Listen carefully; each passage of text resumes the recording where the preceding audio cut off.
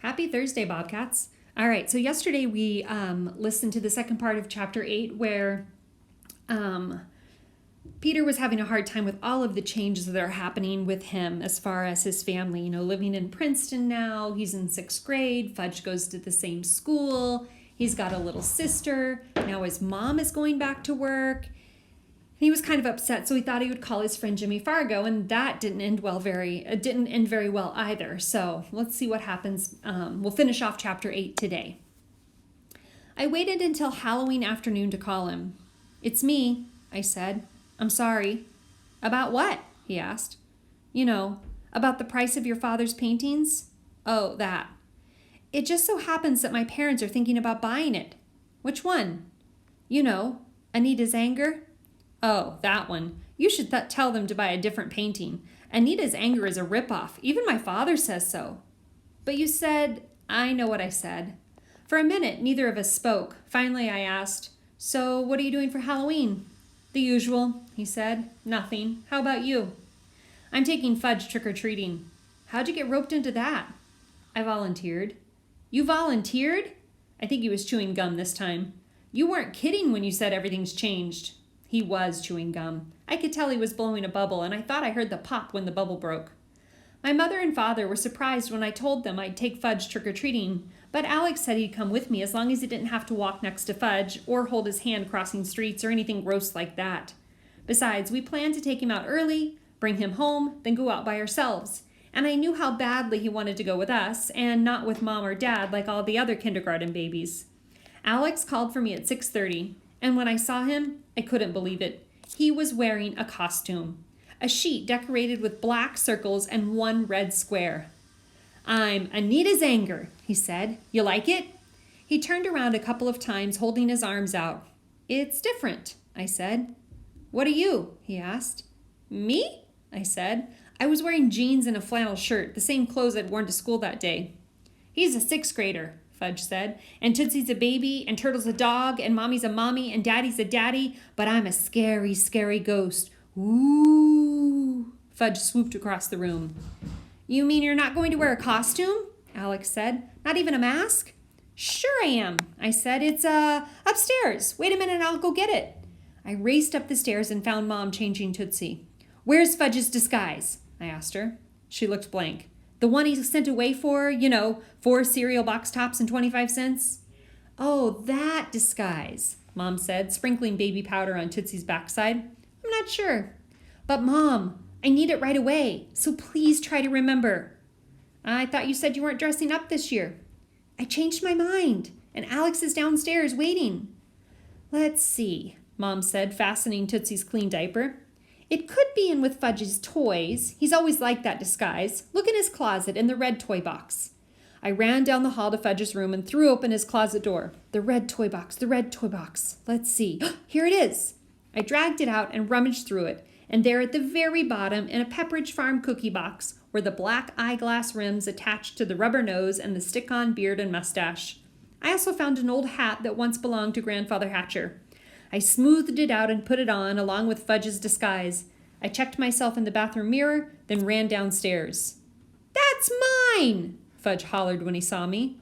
"Just borrowing it for a few hours." "No, no, no." "No?" I said.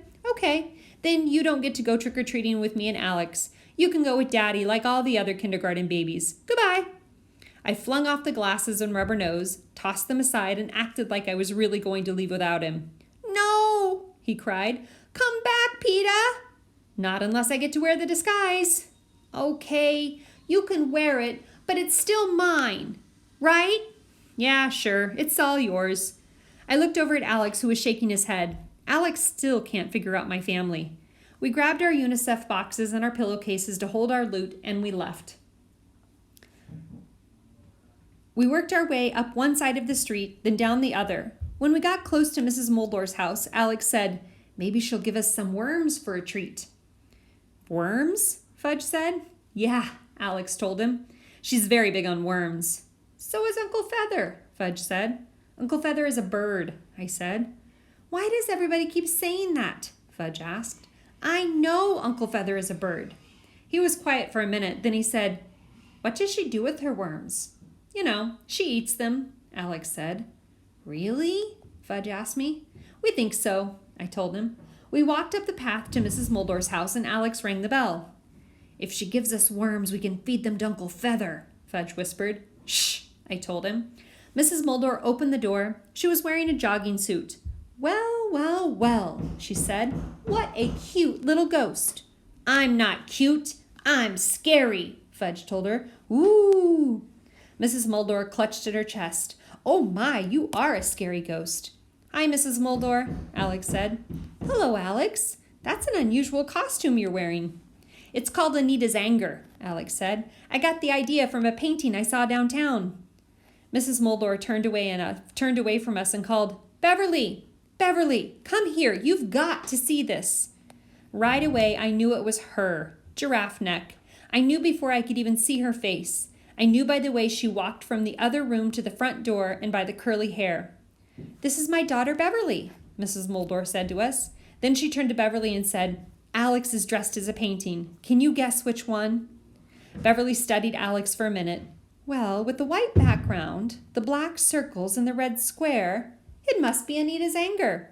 Right, Alex said. I thought about telling Beverly about the night Jimmy's parents had had their big fight, and how Mrs. Fargo had dumped red paint on Mr. Fargo's canvas, and how Mr. Fargo had named his painting Anita's Anger because Anita is Jimmy's mother. I thought about telling her the whole story, but then I remember how I've told Jimmy things that I wouldn't have told anybody else, and I knew that if I were Jimmy, I wouldn't want my best friend telling the whole world secrets about my family. Do you really eat worms? Fudge asked out of nowhere. I gave him a kick, but that didn't stop him. PETA says you eat them all the time, and he knows everything because he's naturally smart except for matching questions. Mrs. Moldor and Beverly looked at each other. Fudge continued. So did you? Did we what? Mrs. Moldor asked. Eat worms for supper tonight. Alex let out a groan, and I could see our business going down the drain. Mrs. Moldor smiled at Fudge. Yes, we did, she told him. Beverly added, There's nothing like home-baked worms, and my mother's recipe is the best. We eat them instead of cauliflower, Mrs. Moldor said. We need to get our vitamins one way or the other. Are your worms fortified? Fudge asked. Alex groaned again. My worms are naturally fortified, Mrs. Moldor said. They're chock full of vitamins. No preservatives, nothing added, just the real thing. She was beginning to sound like a commercial for worms. I could hear the announcer saying, Buy Mrs. Moldor's naturally fortified worms. They're chock full of vitamins. Grind them up in your favorite recipe. Blend them into your milkshakes. Serve them instead of cauliflower on those special occasions. Would you like to taste my special worm cookies? Mrs. Moldor asked Fudge. Yes, Fudge said, following Mrs. Moldor into the house. We marched through the house to the kitchen. On the counter was a big plate of cookies. Fresh out of the oven, Mrs. Moldor said. They look like chocolate chips, Fudge said. They are, Mrs. Moldor told him. Chocolate chip worm cookies. Which part is worm? Fudge asked. Mrs. Moldor laughed. You can't see the worms. I grind them up and mix them into the flour. Just like my commercial, I thought. Go on, Mrs. Moldor said, offering the plate of cookies to Fudge. Take one. Fudge chose a cookie and held it to his lips, but he hesitated, and I could see that he wasn't sure he really wanted to taste a chocolate chip worm cookie after all. Beverly took one and shoved it into her mouth all at once. She said. These are really good, Mother. She took another and ate it quickly, too. Then she brushed the crumbs off her hands. Fudge bit into his cookie. He chewed it up very slowly. It's good, he said. You can't even taste the worms. Mrs. Moldor offered the plate to Alex and me. We each took a cookie. Fudge asked if he could have another, and Mrs. Moldor said she'd do better than that. She wrapped a little package of cookies for him to take with him. When we got home, Fudge dumped out his pillowcase on the dining room table. He arranged his loot in stacks and counted everything. 11 M&Ms, 7 Nestle's Crunch, 5 Hershey's without almonds, 3 with, 2 Milky Ways, 1 granola bar, 4 apples, and 6 worm cookies. What did you say? Mom asked him. Nothing, Mom, I told her. He didn't say anything. Did you, Fudge? Here, Mommy, Fudge said. Have a cookie. Mrs. Moldor just baked them. Thank you, Mom said. She tasted it. Very good. I wonder where she got her recipe. It's been in our family for a long time, I said. And they're naturally fortified with... I didn't give him a chance to finish. No preservatives, no additives, naturally fortified, and chock full of vitamins. Right, Fudge? Right, PETA, he said, smiling, and I knew that